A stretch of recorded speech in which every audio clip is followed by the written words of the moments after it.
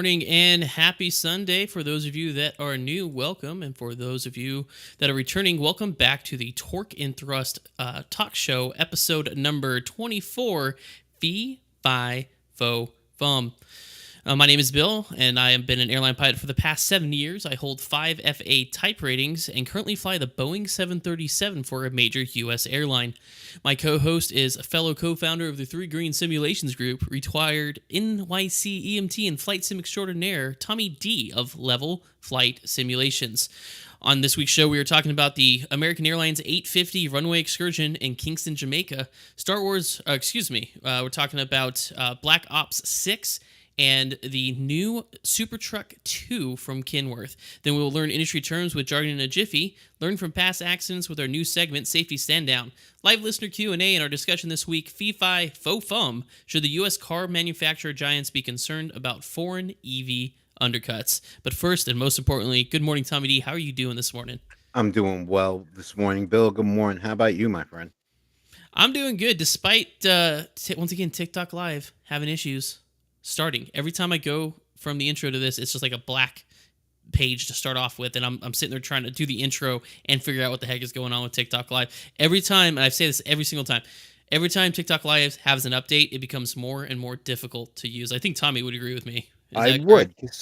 would. I did the Friday night op with Cool Joe and T, another friend of ours from our Discord community, and I Hmm. did go live on TikTok for leg number one, and it was hard.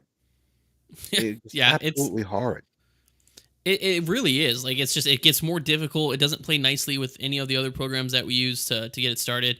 And like I said, the first like 6 seconds or 10 seconds of the show on TikTok Live was a black screen with me talking while I was trying to figure it out as well. So do apologize about that. But overall, I've been okay. I was just telling Tommy in the pre-show, we've gotten a lot of weather here over the past 24 hours where I live. And we have a nice little weather radio that we keep next to our bed. That's because most of the time tornadoes happen at night for some stupid reason. So we need some way to alert us while we're sleeping. But unfortunately, the one that we got, 4 years ago, it doesn't have a way to specifically uh, like filter out certain alerts. So we were getting like flood warnings, which we're not in a floodplain. Like, it doesn't affect the area that we're in.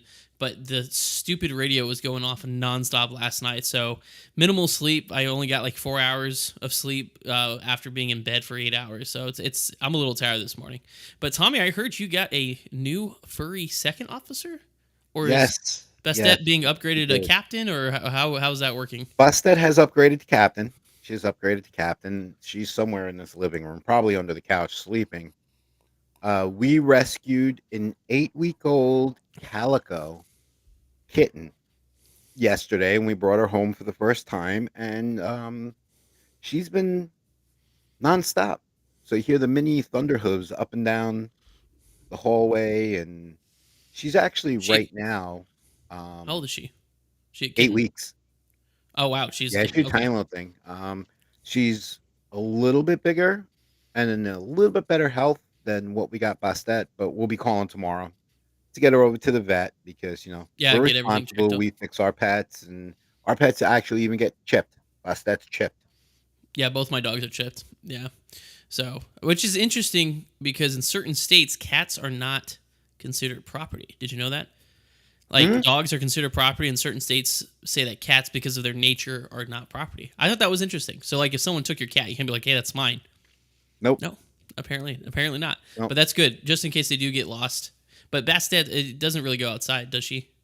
No, neither. When we do take her outside, she's in a blaze orange vest with a leash. Cat on a leash. I love it. Yeah, I cat don't know on a why leash. it's I love seeing when cats are, because it's just not their natural like state. Like, growing up, or not growing up, but when I was in flight instructing, my roommate had a cat, and we tried putting the cat on a leash to take him out, and he just fell over. Like, he wouldn't do anything with the leash on or the vest on. So it's She pretty lays interesting when you down see it. and flips to try getting it off because it's velcroed with a clasp, so the Oh velcro yeah. doesn't come undone. She hasn't quite figured that out yet, but um, Is she getting along with the calico? no, not at all. She's in setting boundary phase. So right now she's probably under the couch sleeping, but in the living room, like the kitten just no sense at all. She'll just come walking in happy and whatnot, and uh, we'll hear Bustet growling, and she'll let out some wicked hisses and stuff like that. But um, after the show, we're going to be doing some stuff in the apartment because the kitten will have her own space. Bustet has her space, Tommy will have his own space. and I got my own space. So it's going to uh, be interesting. Her tail is already straight up in the air with the little curve on top, which means they're content. oh, Bustet's not okay. so much, but last night she came out after about 4 hours. Finally started making herself be seen, and her tail was sticking straight up still. So Interesting. it's gonna Yeah, take us a couple weeks, but it'll work out. when We Tommy haven't had texted me a that incident. yet, yeah. Well, when Tommy texted me, I was like, another cat. I didn't see that one coming at all. He didn't even didn't even talk about it. I never mentioned it. It's like, hey, we rescued another cat. We've But been then, talking about it for a couple of weeks, and like looking into things. Um, like if I'm just flying, not on VATSIM or anything. I'm trying out new settings or something like that. I don't fly with traffic or anything, and I'm completely offline. Reading some different articles. You know how a dog is a pack animal. Well, a cat's a pride animal. They actually thrive when there's two of them. So, and oh, they okay. actually keep each other company and stuff like that. But it could take up to a couple weeks, Well, yeah, just like anything. Yeah, especially being different breeds of cat. that's gonna be interesting. So if you hear loud commotion in the background, it might be the cats. Anyway, Definitely, her name is Maisie right now, but the Maisie better half has rhymes with already crazy. started. Oh yeah, Maisie is more like Wreck It Rachel. She Oh, I get bounced it. through here. Oh my man, yeah. And Call it she's 8 weeks Mazepine. old, so Yeah, I whatever. mean she's gonna. It's just like when we got our German Shepherd puppy. He was 10 weeks old, and our Australian cattle dog mix or Texas Healer. She was, I want to say, approaching 2. I want to say so. Yeah, the Mhm. age difference was a little bit interesting. So, Yeah, but definitely some we'll be asking for updates along for in the near future here because that's always interesting bringing a new family or a new pet into the family. it is. She's But actually, I put a small YouTube of her up yesterday when we not okay, YouTube, TikTok. She's on my welcome FYP TikTok. Tommy D transitioning from flight sims to kitty sims The cat dad, to, yeah. to cat dad. Well, okay. Well, with that, we could talk about pets all day because I know Tommy loves his cats. I love my dogs. But so we don't get too sidetracked because we got a good discussion today. Tommy's going to start us off. It's going to be a Bill sandwich today, as weird as that sounds. Normally, I would do like aviation first and then gaming and then automotive. But Tommy actually has a really cool automotive segment that he's going to talk about today, as well as gaming. So I'm going to go ahead and let Tommy go first here, talking about gaming with the Call of Duty Black Ops 6 update. Thank you, Bill. So first and foremost, I do have a quick correction. Last week I had reported that Star Wars Battlefront 2, the 2005 edition, was free, and then when I went to look, it had ended. If you have Prime, if you have Amazon Prime, you can get it for free. Now, I did it. I downloaded. I played it. Don't get it. It's not what we're used to as gamers. It's fun to play. Don't get me wrong. Me being a Star Wars nerd, it is. But the graphics and the gameplay are a little bit more different. You can only shoot in third person. I had a heck of a time getting my controller to work. Uh, if you want to do the work, go ahead and get it. Don't expect anything too big on the graphics though. But the next piece of that I wanted to go with, I a big announcement today. Call of Duty Black Ops 6, the direct stream reveal is today. They are going to be starting it at 10 a.m. Pacific time. So that's going to be 2 o'clock on the Eastern Coast. Um, I don't know how much it's going to retail for yet. There's not a lot of information. I kind of sat on this one. I don't know what happened to Black Ops 5. Bill and I were discussing that in the pre-show, but it's going to be on YouTube and on Twitch, and it's going to be a live stream. And they're going to go through every aspect of the game. The information that I had gotten is all new gameplay and product announcements are going to be revealed along with the way Call of Duty does their teaser. Um, Now I said I wasn't going to buy Modern Warfare 3. I'm not going to buy Modern Warfare 3, and I wound up buying it.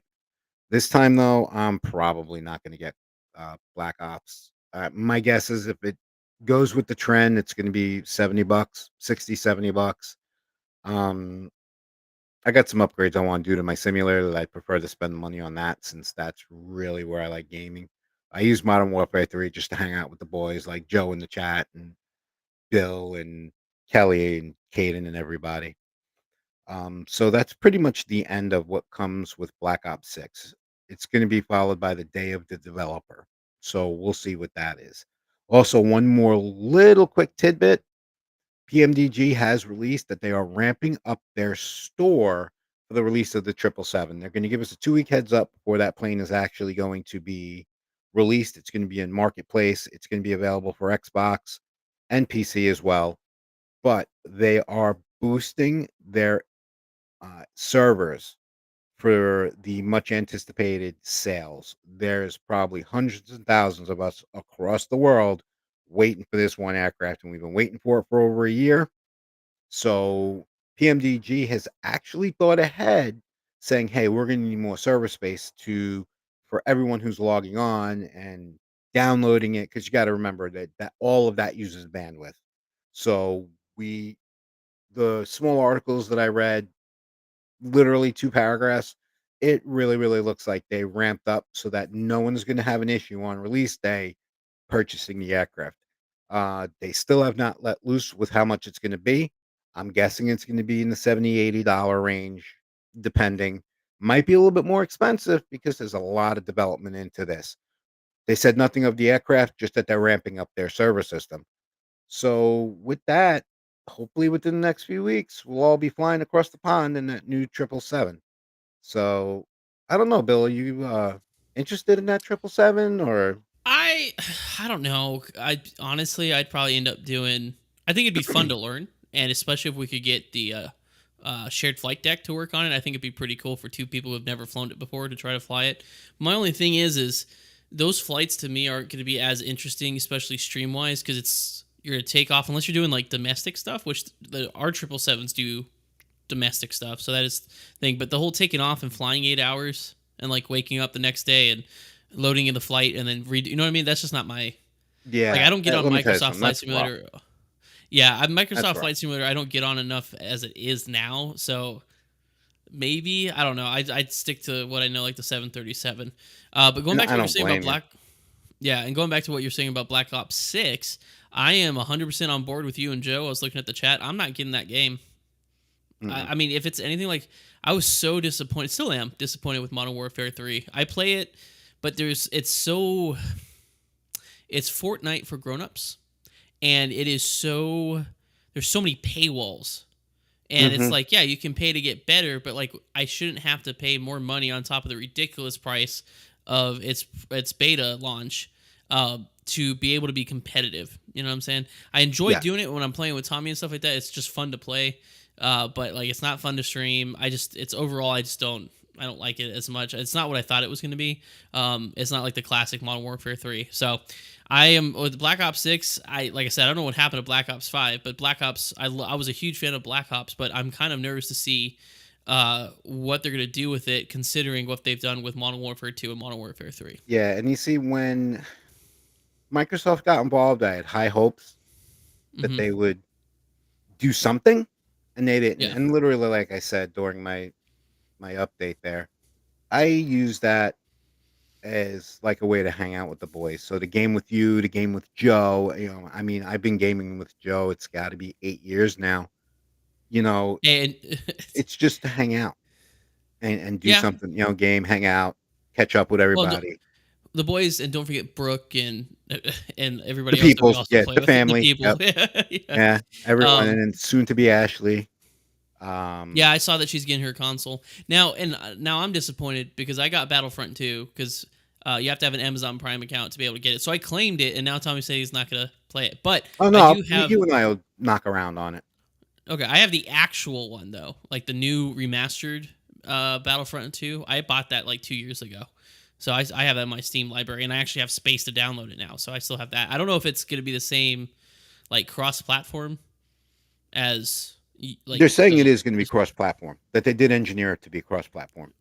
not the old one, not the new one. That's what I'm saying. Because the new one's easier to play if it's based off Yeah, what you're saying. and it looks a lot better.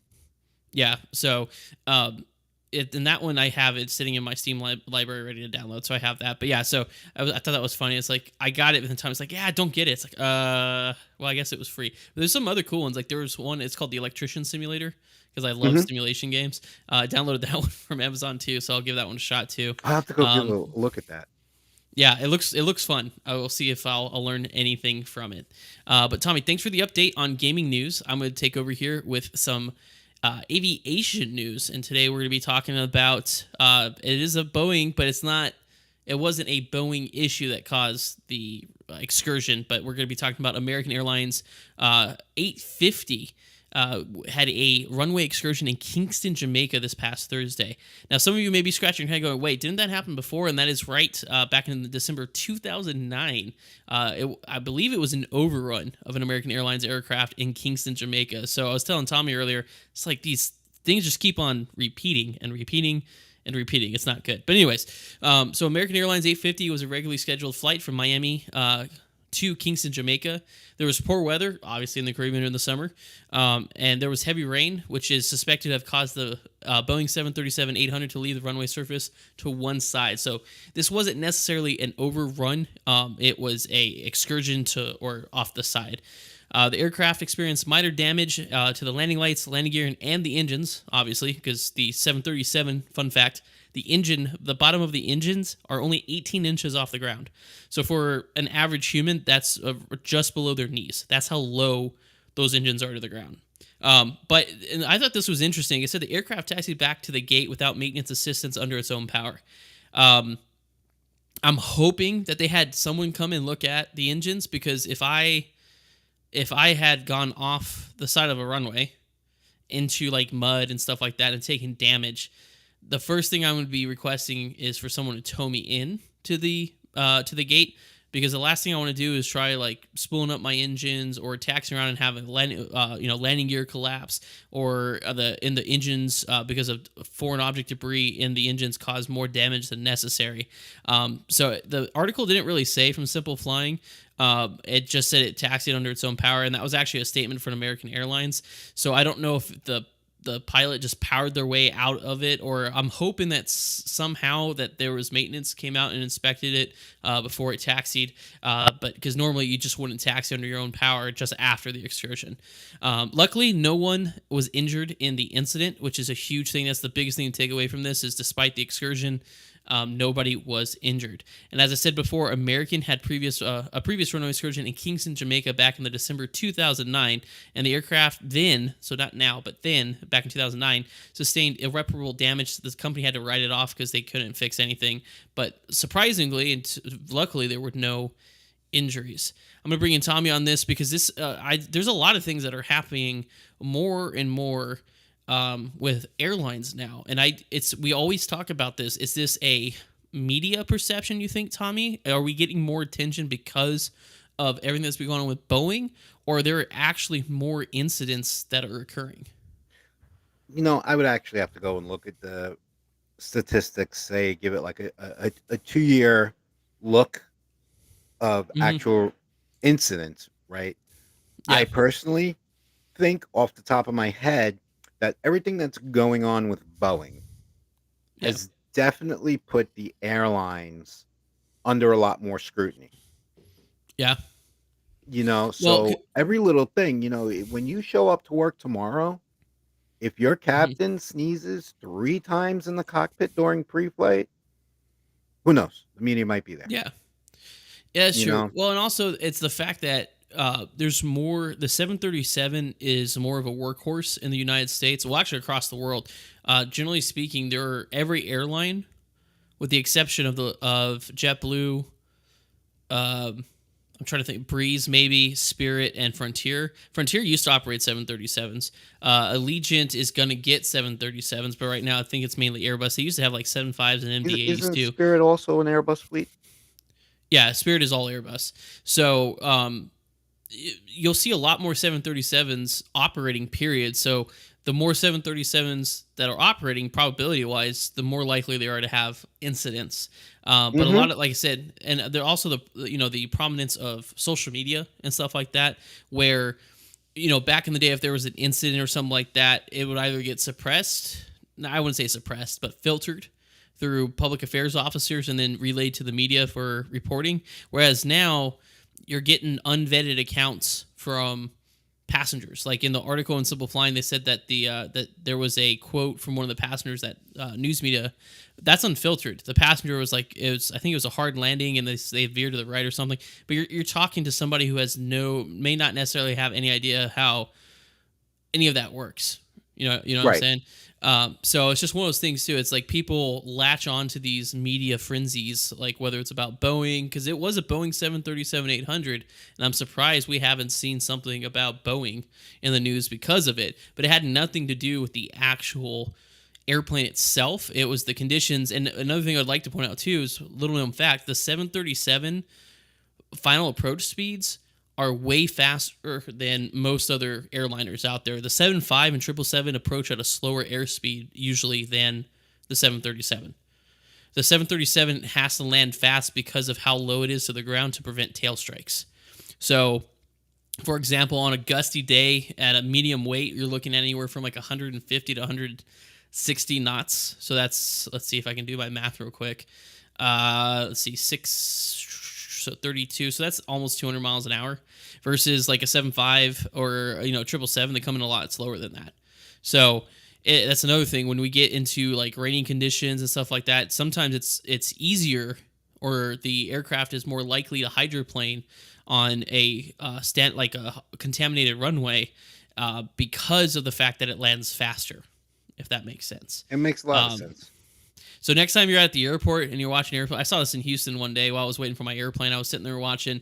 I saw an Airbus on, I think it was 8 left, and a 737 on 8 right coming in, and I just watched them. And the speed difference is insane. How quickly the 737 comes in. That thing is super fast. You're screaming, and you can tell in the cockpit. That's one of the biggest things that people, when they first fly the 737, have to get used to is the ground rush when you're landing, because they look up and the ground's coming so quickly that they instinctively want to flare like higher than they normally do because how quickly. So the part of the training is, no, keep the nose down, keep the nose down. Okay, now you start flaring, because a lot of people see the ground coming up so quickly and they just want to flare because they think they're going to slam into the ground. It's just how the 737 flies. So, but yeah. So I don't know, because though also, even with the media scrutiny, and unfortunately this incident in Kingston was a 7-3. Yeah, Comparatively, it's American. It's yeah. American. Comparatively, though, the amount of worldwide in-service 737s from the 700, or maybe even some airlines still using a 600 variants. Oh, there's some that use 200s. Yeah. Think about the entire number of those that operate safely day in, day out. Correct. The incidents are still a drop in the bucket. Yeah, exactly. And another thing also I want to point out, you might have seen it on TikTok. It's all over social media. There was a Air Canada 777 departing, I think it might have been Toronto, and they got a compressor stall. It happens. Sometimes it's basically the compressor stall in the engines. You got the in-one blade, your low pressure or your low stage compressor, high compressor, hot section, exhaust section, right? So what a compressor stall is due to a disruption in airflow, or the engine's not spinning fast enough, or there could be a lot of things that cause it, but basically it reverses the airflow. In other words, there's not enough positive pressure pushing the air back, go in the right direction, so the air starts moving forward and creates those bangs and those flames. But did you see the headlines on those, Tommy? The headlines are like, see that. And Boeing airplane catches fire. Did you just explain a really big aircraft backfire? That's exactly what it is. That's 100% what it is. It's a backfire. It's an engine. It's an aircraft engine backfiring. It's very noticeable because obviously we train. That's one of the things that we train for. One of the things that we practice is on takeoff after V1 getting a compressor stall. It depends on how violent it is, but it's very apparent. It's pa pa pa pa pa, and you can feel the airplane yawing, because when it's backfiring, it's not producing thrust, so it's kind of like doing this a little bit. So it is kind of startling, but it's not dangerous, and it's self-contained. A lot of times, those engines are designed to contain engine failures. They're designed so that they're not going to throw a blade through. or a turbine cowling or blade anything. through. Yeah, exactly. It's supposed to keep everything inside. And so when something like that's happening, it's the engine is malfunctioning to a sense, but it's being contained in the actual core of the engine. But the headlines everywhere, and I think Daily Mail, which Daily Mail in the UK is known for being kind of like RTMZ, right? Hmm. But their headline is like airplane catches fire or Boeing airplane catches fire. And it's like it didn't catch fire. It was a contained compressor stall. It's not normal, but is an abnormal that is a well known. We know what to do when it happens. It's very simple. Auto throttle off. Reduce our memory item is auto throttle off. Affected thrust lever. So if it's number one, number two engine, left or right, you take that thrust lever and you reduce it until your engine indications are normal. So in other words, the banging stops, or until it's closed. And if it's closed, you may have to do an engine shutdown, which is not a big deal. It's abnormal, but we know the airplanes are more than capable than flying on one engine, and we can fly on one engine. That's one of the main things we practice when we're in the sim. So it's that mentality of the media that I'm worried about. Is the airplane's on fire? No, it's not, because you go and click on that share button, you can see how many times that video's been shared, and millions, thousands of millions of shares and views. And it's like, this is what people are seeing. This is what makes people afraid of Boeing in general. But it's just like, rather than saying engine fire or doing the research and realizing that it was a compressor stall and putting that on there, they say Boeing 777 catches fire. Yeah, And then and everybody's frenzies. That's what they run with. probably the 6 or 7 initial TikToks that I had seen, right? And a couple of them were coming from outside Toronto Pearson, like in the parking lot. And you can tell it's a parking lot. You see the lamp posts, right? Oh, this plane's Yeah. on fire. This plane's on fire. No, dude, not for nothing. If the plane was on fire, you would really see the flame. You just wouldn't see it. Look at some of these tailpipes you got going on now. Yeah. It's the different mechanisms, same result. Yeah. And it also notably to go to say those Air Canada pilots knew exactly what to do, when to do it, and that plane landed, came back into the pattern, landed and taxied under its own power with zero hmm injuries, completely safe. Yeah, it was completely fine. And all it would take is someone to, and it's funny because you see in the comments are like, that's a compressor stall. It's not, the airplane's not catching fire. It's just a compressor stall, you know. Like I said, compressor stall for simple, it's a backfiring of the engine. There's a disruption in airflow that doesn't allow positive pressure in the engine and causes the airflow to reverse through the compressor stage, causing the misfire, basically. So it's a lot simpler, and it's not. I mean, it's startling to us, but as soon as we hear it and feel it, that's why we train for in the sim. We know what it is. We know how to handle it. And actually, I'd rather have a compressor stall than a complete engine failure, because at least that thing's still producing Right. thrust. Yeah. You know what I mean? So I don't know. It's that mentality, and like that's what I thought was going to happen when I saw this runway excursion in Kingston, Jamaica. I thought people were just going to take the Boeing thing and run with it. I was waiting to see articles be like, "Oh yeah, Boeing's coming under scrutiny because an airplane goes off the side of the runway." It's like, no. That has to do with weather and the actual what's it called? It has to do with environmental conditions. It has nothing to do with Boeing. Any airplane could have gone off the side, just like the 777, the Air Canada 777. Any airplane is capable of having a compressor stall. In fact, there's a video out there of I think it was Spirit Airlines Airbus, I think coming out of Fort Lauderdale. This was like years ago, having a compressor stall.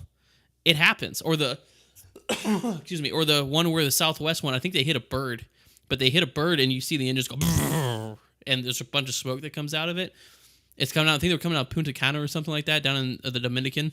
So it's like it happens to other aircraft other than Boeing. It has nothing to do with Boeing. So, but No, that's a and perception thing. it is a perception thing. But here's the thing, okay? A contaminated runway landing where a plane comes off, because you know where it happens in LaGuardia all the time. I Delta, can't tell you yeah, how many 727s went into the College Point Bay because of a yep, contaminated runway. Right now, back yeah, then, you didn't have the social media right, presence that you have nowadays. But here's the deal, too. A contaminated runway and a plane that overruns. If I reported, well, the 737 did land safety, but they were unable to brake and they went off the runway. Not bad, but enough to go yeah, off the runway. That's very, very yeah, boring. yeah. You know what I'm saying? So they put their little twist It's the to, click. It's to the turn click game. around to sell their story. Yeah. And to me, years ago, I stopped watching the news because of that. Because, guys, if you're watching, smarten up. The news is meant to be truthful. It's not hard. Yeah. It It's really not is not hard. hard. No. And that's what we do on the show. This we bring you guys facts and the actual things. Just not we're not going to bring stories that are meant to dramatize or scare people because I always hated that. But anyways, I digress. I can, like I said, I can talk about the subject because it's something that is a alarming trend that I'm seeing in the industry and even in the news media segment of the industry. But before we get too much of a tangent, I'm going to go ahead and keep us moving along here. And speaking of interesting news, Tommy has some really cool automotive news. So Tommy, why don't you take that away and tell them about the Super Truck 2 from Kenworth? Thanks, Bill.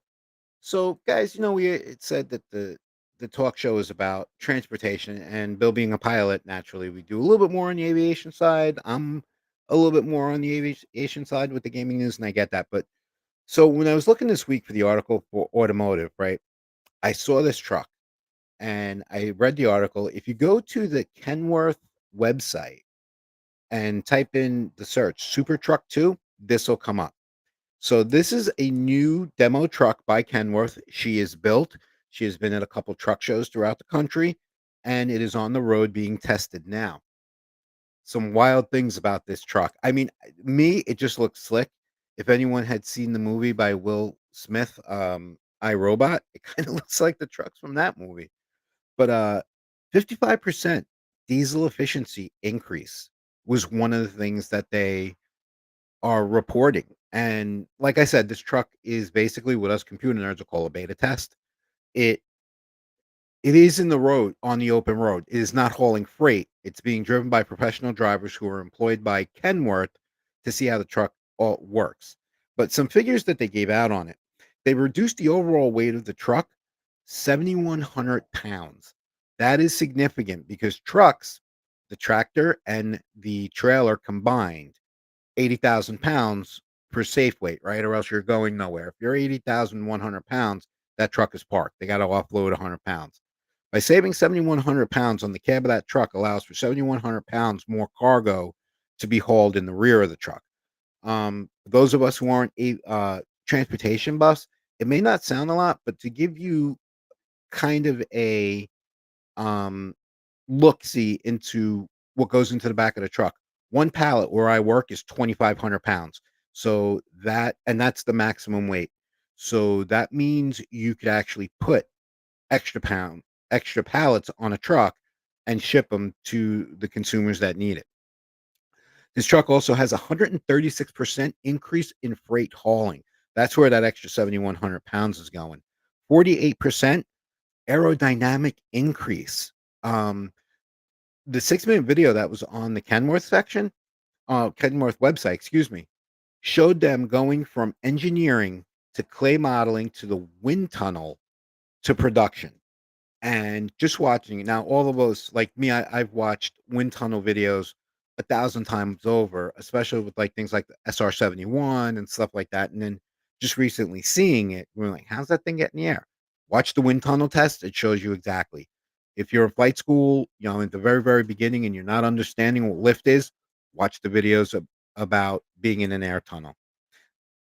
This has a production MX-11 engine. So it is production. They are looking into it possibly becoming an EV. It's one of the technologies that are incorporated in the engine, but are not active in the engine because they still have placement issues with things. Also, if you see it at this picture right here, the front wheels and the rear wheels, the new mock-up for it, you don't see any of the wheels on the tractor. It is completely aerodynamic. It is all enclosed. The engine sits in back of the front axle, so there's no weight on it. They increased they're averaging 12 miles per gallon on diesel, which for a truck that's 80,000 pounds, that's amazing. That's a lot of mileage. And lastly, just a couple more quick things. It's a center rider truck. There's no passenger seat. And if you look at the top of the cab, right where the aerodynamics start above the driver's side window, and again on the passenger side window, there are no mirrors. Those are digital cameras. So the driver of the truck is actually sitting. squared in the center of the vehicle, and he has two digital displays on either side. Those are his rear view mirrors. Kenworth has poured a lot into this truck. It is showing successful results. Anything else though? How you take the good with the bad, and you go about all this. I'm waiting on the official release of this truck and official stuff to see what hurdles Kenworth has faced with this, aside from the cost and the design and the engineering of the vehicle. But I mean, this, ladies and gentlemen, is what I think we're looking at. The future of trucking right here. Volvo has also started on their own super truck, but I want to stick with Kenworth because well, Gen X. I was a big fan of BJ and the Bear, and he had a Kenworth. So, what do you think about that, Bill? I mean that's pretty wild. Uh, Yeah, I'm glad Tommy was talking about this because I just saw, I think it was on TikTok, a video of a tour at a truck show about the new super truck. And it doesn't really show it on here, but there's also windows further down, so the truck driver can actually see down too to see if yep. there's any cars in front of them. Because I think that's probably one of the most dangerous things about tractors or semi trucks is that the visibility issue, right? Is just big, and also staying in their lanes, because that's a big thing I notice when I'm out on the road. So yeah, centering them inside. The back, you don't lose anything in the back. It's still this gigantic cabin. In fact, you get more room, and it's easier for them to get in and out because they noted on the video that some of the highest rates or injuries occur from when people are falling out of the truck. So the new design that they have make it a lot easier to get in and out of the vehicle. And those digital mirrors, at first I was skeptical. I've seen them before. Certain cars have them, and like the 360 cameras that you have on cars. But then my truck came with them, and man, I use those things all the time, especially with parking. God, I always used to look at pickup trucks, in the parking lot, going, why are they back in? Why are they parked all sorts of weird? And I understand because it's honestly very hard to park a pickup truck. But with my nice cameras, I have a 360 view. So I have a top down, which is a stitched view from my front camera, back camera, and my two mirror cameras. And then there's also like a towing one where I can see the curb. But that sort of technology is actually super, super helpful. And the fact that you can kind of see them on the picture mounted up really super high, I think that angle is going to help too, because otherwise, like with my truck, I'm finding myself more pointing them down to try to see cars that are lower than us. But from that viewpoint, it's like a better vantage point to see the entirety of the truck along the side too, so you're not having any issues with blind spots. And then 12 miles per gallon doesn't sound Loaded. like a lot. Loaded, but that's Loaded. huge for these trucks, because what we'll see as consumers is shipping rates will go down. And so then the cost of goods or cost to ship may go down as well. So I am super excited to see where this super truck goes.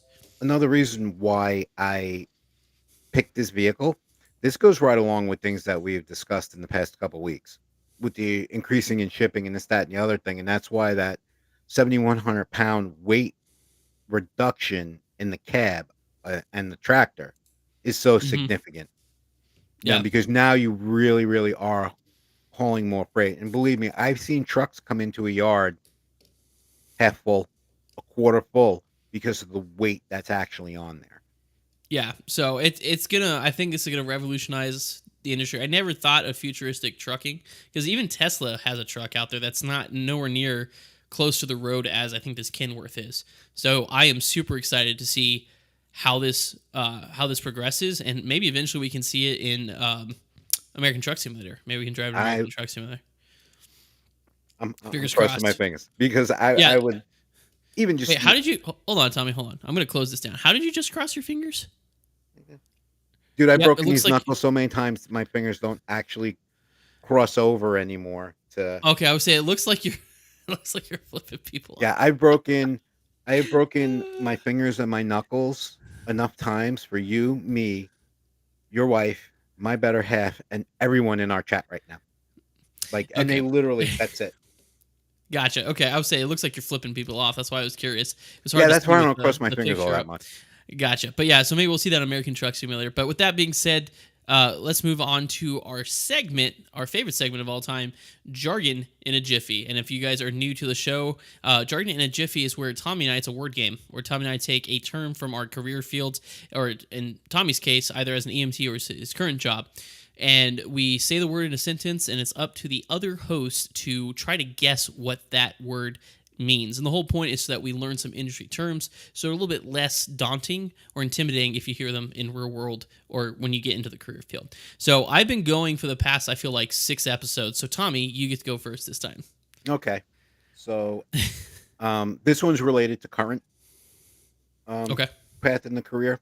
And I got a whole bunch of new words written down too because I'm in that new site for the next Okay. 12 days. Okay. Uh, so today is center rider. Okay. Okay. So watching the dock, I saw a whole bunch of center riders getting ready to pull pallets. Center riders, are those forklifts? They Uh, are, are but they yard a little. jockeys? No, those are a different one. That's next Okay. week's word. So I already know yard jockey because of Justin. We talked about yard jockeys all the time.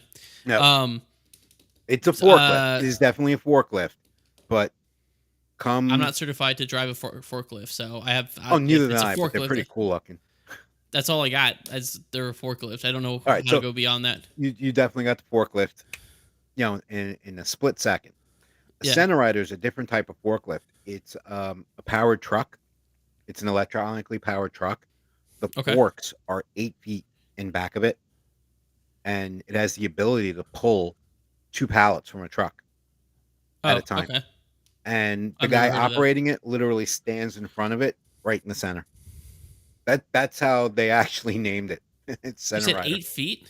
8 feet. Yeah, the forks are 8 feet long, Interesting. Yeah, I've never heard of that. Never seen and that. it Never heard of only that. they could only lift about 6 inches. Oh, okay. So they're warehouse only type Yeah, vehicles. and literally, they can get in and out of the trailers, but they generally don't use them for the trailers. The business unit I'm in now, they're what's Mm-hmm. responsible for delivering pallets to the different areas to be sorted out. We'll talk more about Gotcha. that offline though, because um, honestly, your news dissertation sparked about 40 questions, but I'm going to wait till you're at work to Oh, okay. spam your text messages about that. Okay. All right. So mine, ironically, is cat. Cat. That's CAT. funny. One of the most dangerous weather phenomenon in aviation is cat. Cat. This was a good sentence because it's as generic as I could possibly get it, but still kind of hints towards Yeah, it. you definitely did. You Yeah. definitely did. So Um, one of the most cat. dangerous phenomenon is cat. It's definitely describing poor weather or poor conditions. It has to do with weather because I mentioned it's a weather phenomenon. Like the It's like not poor weather conditions. hmm.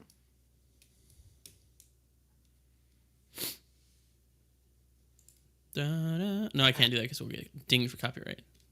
I need to get the music. Hold on. Is there like quizzical music? Yeah, we need Uh, like a what is this? song from that famous quiz show that Yeah, doesn't that I get us can't. dinged. Hold on, I got this. Hold on. um, We'll I'm do coming some. up totally blank, Hold on. Let and me I've see if I can had get the one and a jazz half playing. half cups of decaf coffee this morning. Yeah. I don't know, but I'm white flagging this one. Not really. Okay. Clear air turbulence. Cat. So not what I was thinking it was. Yep, cat. So cat actually in aviation can mean a lot of different things. Like a cat one approach is a category one approach. That's This where I was going with that. That's what I Yeah, was so there's a thinking. lot of cats. There's also different cats of airplanes, categories of airplanes. But cat stands for clear air turbulence, and it's that's why it has nothing to do with poor weather, and that's why it's some of the most dangerous. It's because it's clear air. You don't see it coming, and it's really hard to predict too because there's no indications to us where we know clear air turbulence exists. If that makes sense. So it's It just like does you're make going sense. along. you're going along, you just get smacked with this turbulence. Sometimes it can be upwards of moderate to severe. So you have no idea to sit your flight attendants down. You have no idea to have the passengers sit down. You just get whammed. I've experienced moderate clear turbulence going to the Rockies, and it was clear and blue in a million, and just went into it. Had no idea it was there. There was no indications, nothing on the charts to indicate that there was going to be turbulence. No jet streams, no frontal passage, nothing, and we just got nailed with it. Most likely, probably because it had to do with the Rockies. But clear turbulence is one of the most dangerous weather phenomena in Interesting. aviation. You should say that Hmm. because obviously clear turbulence. When you're at cruise, if you look out at your winglets, you'll see the flex of the wings along with that. Correct? Uh, well, no. It has nothing. It's turbulence. So it's just like having normal turbulence, but rather than it being associated with weather, with clouds, or known events, it's just in clear air. There's nothing to indicate that the turbulence is there. Okay. So, All like, right. if you see I'm with you. cumulonimbus clouds or you see cumulus clouds, it's indication of lift. You'll most likely get turbulence going around or near them. Same thing with thunderstorms, heavy winds out of the west. Going over the Rockies or any mountain range like the Appalachians. Um, or if you get like a severe wind shear due to jet stream, we have that on our charts. We know roughly where the jet stream is going to be.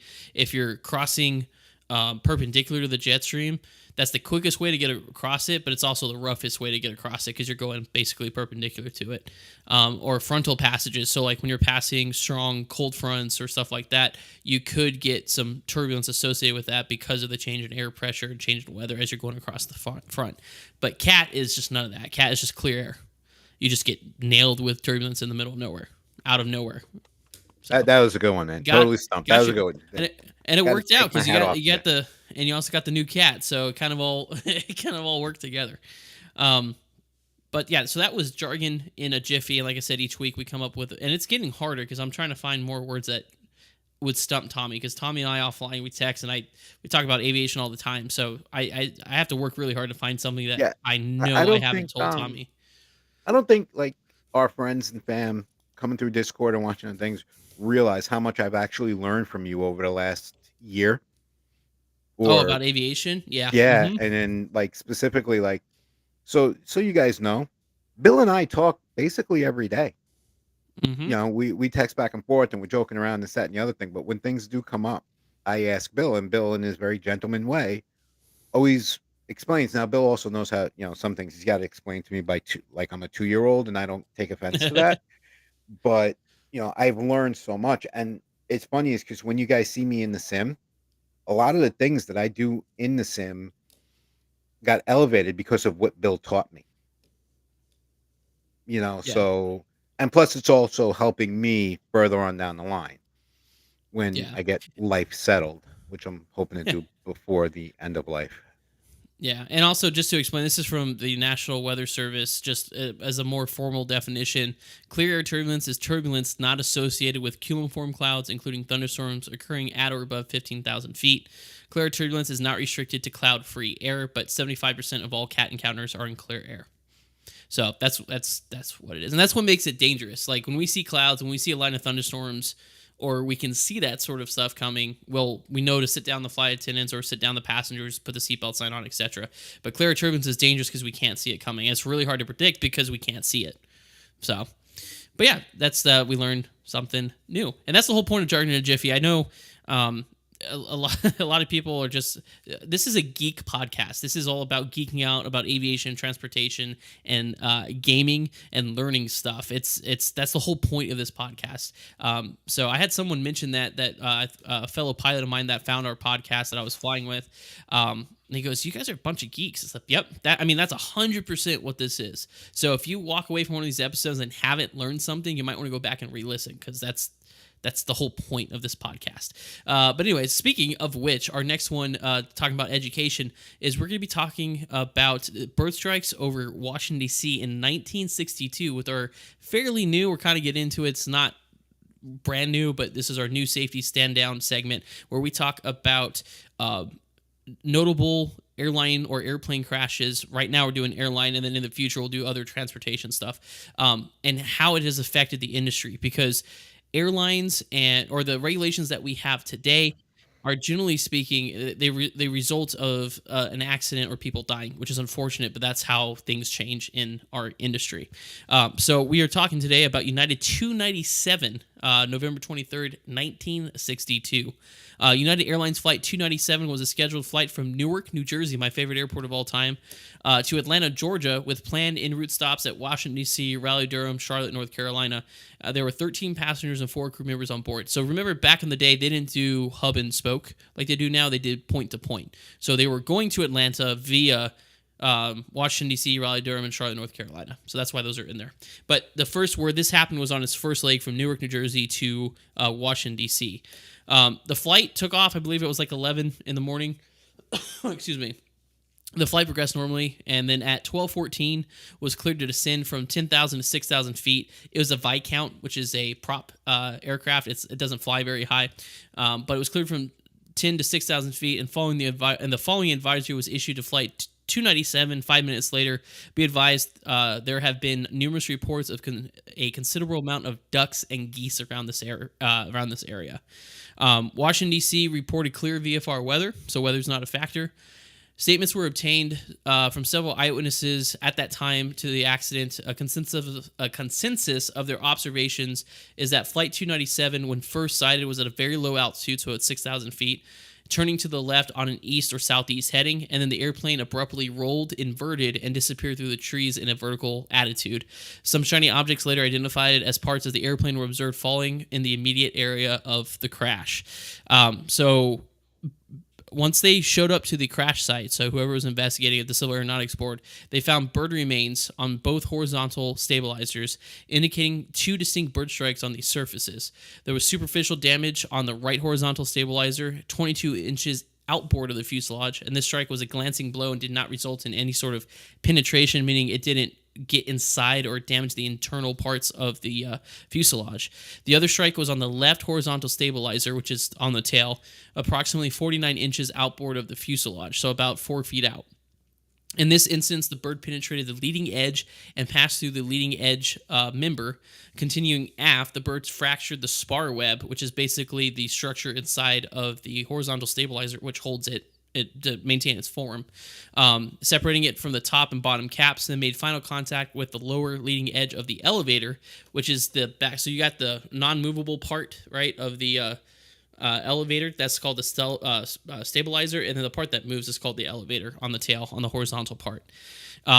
And then made final contact with the lower leading edge of the elevator, which resulted in denting but no penetration.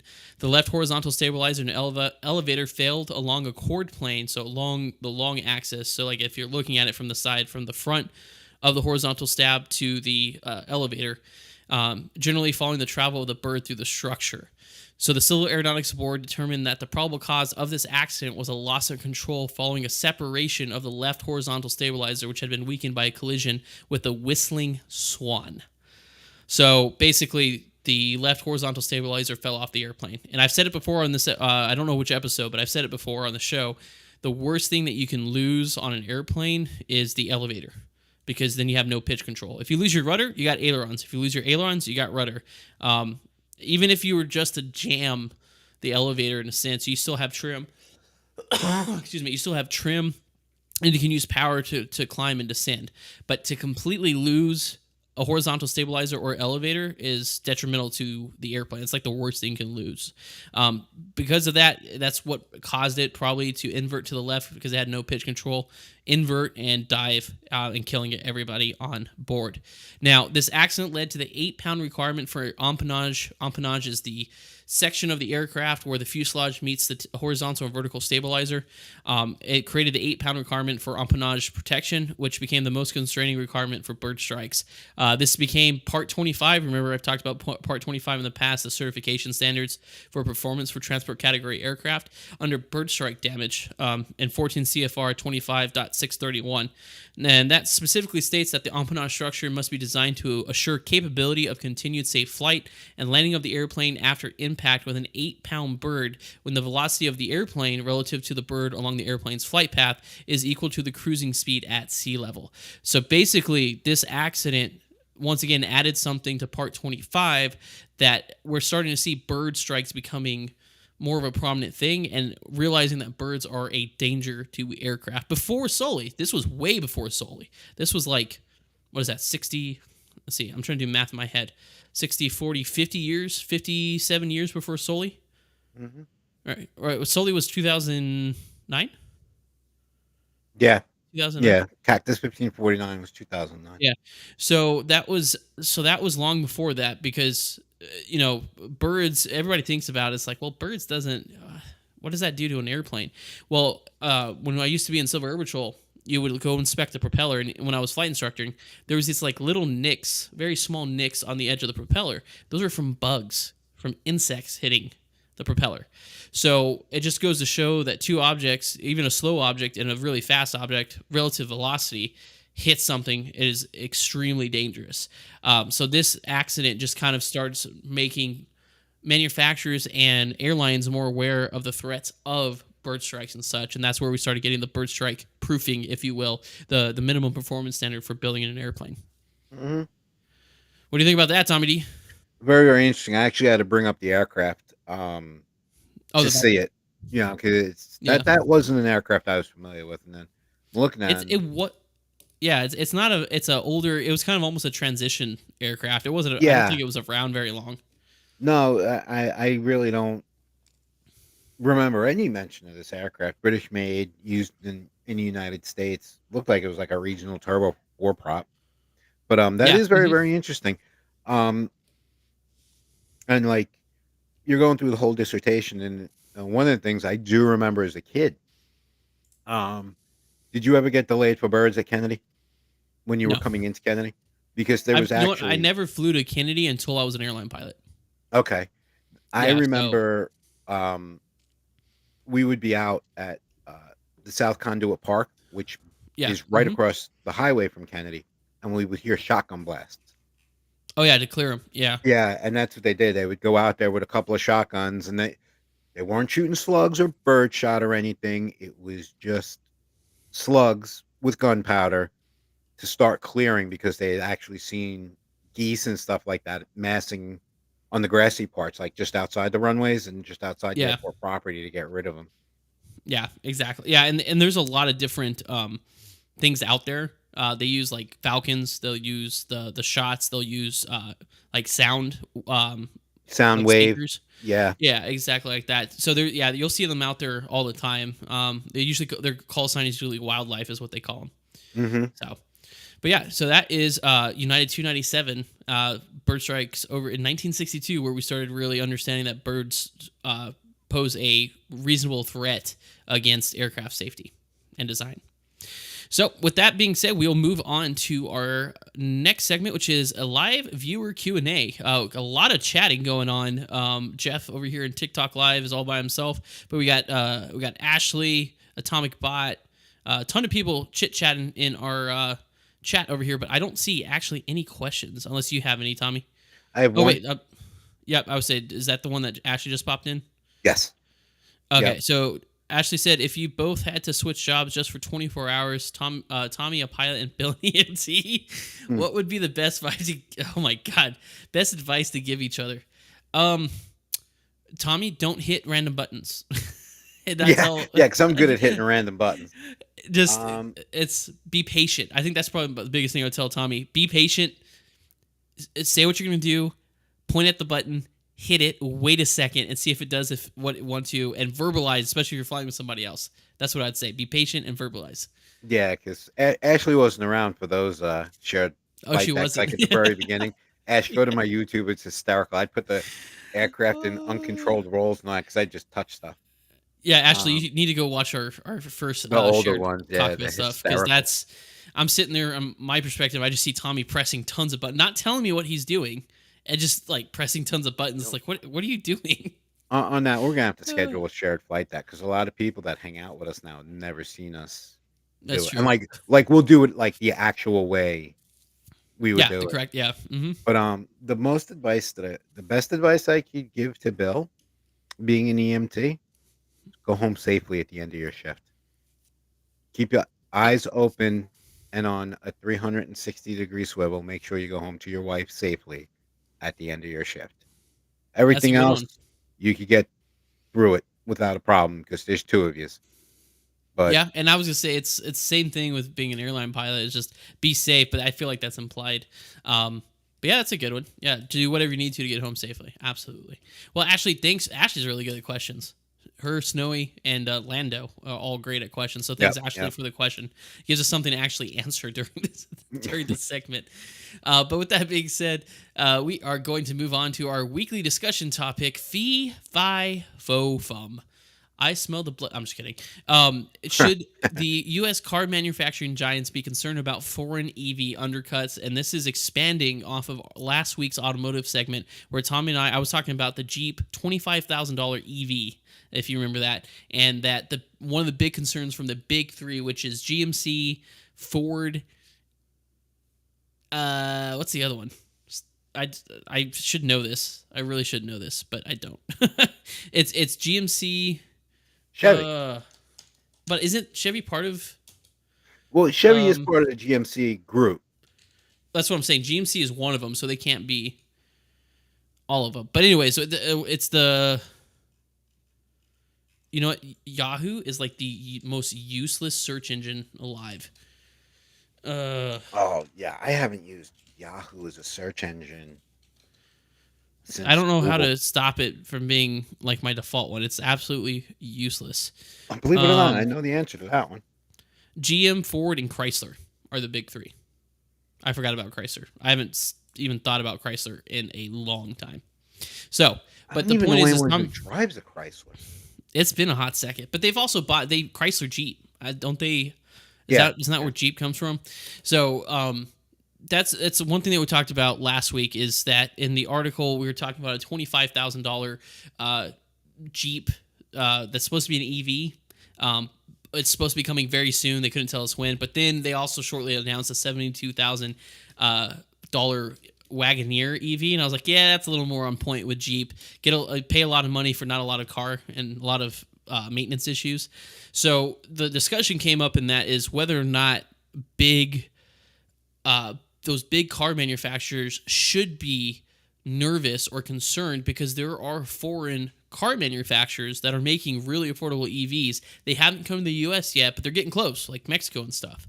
And when we were talking about it, Tommy said they shouldn't, and I said they should. So that's where we're kind of picking up this conversation because I want to hear because Tommy just got done with the marketing and business class, I think this last semester, right, Tommy? So I want to hear your reasoning behind, because I think they should be, but what's your reasoning behind saying that they shouldn't be concerned about a foreign EV coming into the market and undercutting their sales? Well, the reason why I'm thinking that is because our big three right now, their market is limited to the American market. They are not very much producing EVs to go over to Europe or to the Asia. Hold on a second. You did an article like 3 or 4 episodes ago talking about EVs being sold? Yeah, was it? That's specific to Cadillac. But Cadillac is GMC. Cadillac is GMC, but one vehicle. That's what they're marketing. They marketed the higher end, essentially, just to throw some different words in it. When they went back over there with the Cadillac, they went after the money with that EV. Well, okay. They went straight after the money with that one. Personally, the vehicle that you'll catch me driving, the modest middle class dude. Okay. We don't see a whole lot of that going over to the EU yet. No, not the EU, but we don't see a whole lot of that going over to Europe yet. Will we? Yes, we will. Domestically, I think the big three need to clean it up and make it more affordable for us before they could go chase the market. Okay. Now, here's why I say they really aren't going to be all that worried. Lobbying and political power. Did you ever see the checklist of things that comes with importing a vehicle that to the United States for sale in the United States? Well, no. So you're talking about like what, like Nissan and Hyundai and stuff have to do, because they just established companies here in the US. I'm going to give you a very, very extreme case, okay? And this is going to prove my point. You save up $750,000. You fly to Italy and you go to the Lamborghini factory and be like, you know what? I want that Diablo right there. Okay. Here's the money. Okay. So 3 or 4 years. Oh, sorry about that. 3 or 4 years later, your car is ready, right? Because Lamborghinis all handcrafted. They do have robotics, but for the most part, the cars are handcrafted. Okay. Now it comes time you paid him. They ship it to the United States. It lands out in California. Okay, Okay. one, regardless of what you ordered in that vehicle is not to the United States emissions standards. So Okay. now you're paying extra money to get the admissions to allow that vehicle into the United States. If you got the money to do it, it could take a couple weeks. If you got to save up the money to do it, you could take up to another 6 months to a year to take possession of a vehicle that you already flat out own. Okay. And what can Mm-hmm. happen is, and I'm not saying this in a bad way, just as a trending, what I think would happen way, Mm-hmm. you know, there's going to be a lot of European vehicles that come through the EV market that are going to be Mm-hmm. sitting on the docks, packaged up, ready to go for a long time until everyone gets good and ready to inspect those vehicles. And Okay. So that is what's going to keep the European market out of New York. Just my humble opinion. okay, but you kind of took it on a very wide tangent. I'm not talking about you're talking about importing. I'm not talking about importing. I'm talking about a new car manufacturer establishing itself, In a the foreign United one in the States, United States, like Hyundai and Nissan and Kia. Those are all Japanese. well established. Well, Um, I don't. because well, that's the thing. Nissan right now is undercutting the crap out of everybody because of their area and their Nissan Leaf. They have the cheapest EV in the market Mhm. right now. So that's the question. I'm not talking about foreign cars because no matter what, you shipping something in from overseas is always going to cost more expensive. Yeah, I wouldn't worry about that. I'm not talking about that. I'm talking about, let's say, Bill's car company is based in the UK, right? But I get a business partner in the United States called Tommy D of Level Flight Simulations, and I say, hey, we're going to create the Bill car manufactured EV, but we're going to open a plant in Queens. I know that's not realistic, but just follow me. And I said, we're going to manufacture in the US, but technically it's a foreign owned entity. That's what I'm talking about. Being able to ship in parts and stuff from overseas to allow my business to then undercut the big three. Because I'm obsessed with my truck. I know I am, but my truck is a perfect example, right? So the big trucks right now, when you think trucks, what do you think of? You think Ford, right? And I Yes, you always think say Ford this: and Chevy. Ford, Chevy, GMC, right? Sierras. Um, I'm trying to think of, but the American trucks, right? I'm not missing any, am I? Ford? Not to pull in No. punches though, but the F Series pickups and the Silverados are. I mean, the GMC Sierra is out there, but you know, he's about that big compared to the Silverados and 150s, at Well, least in well, my immediate area. I'm not talking about market. I'm just what I'm broadly describing is the American market, the American made market, Hmm. right? Because what we're having, and the way this comparison I'm trying to between my truck is something that's tangible that I can literally tell you what I experienced is you got an American made and then you got foreign made, right? So they're not EVs, right? They're all diesel, V8, whatever. But Fords, and just any of those three vehicles I mentioned versus my Nissan Titan, right? My Nissan Titan has all the bells and whistles and similarities of a Ford F-150 Raptor. My car out the door, well,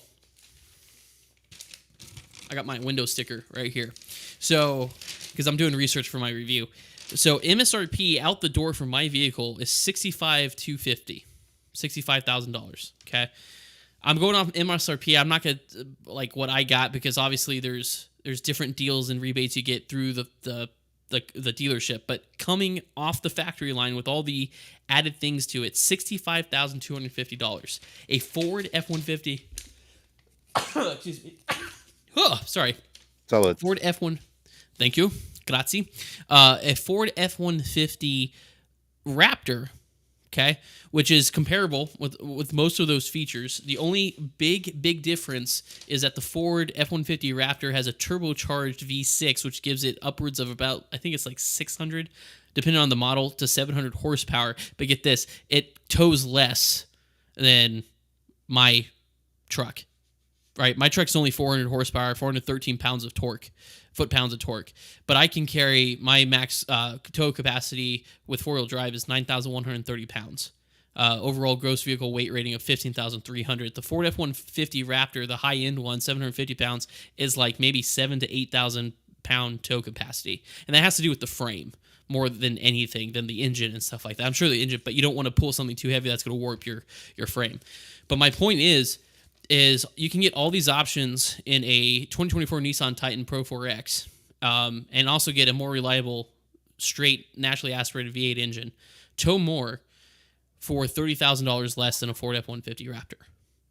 So in that instance, a foreign car manufacturer that is based in the United States, I didn't import my Nissan, right? You didn't import your Nissan. No, mine was That was actually one. built in the United States. Yeah, and that's what my little sticker here says too. It says like 45% of the sources came from the North America, so Canadian, US. Only 15% came from Japan.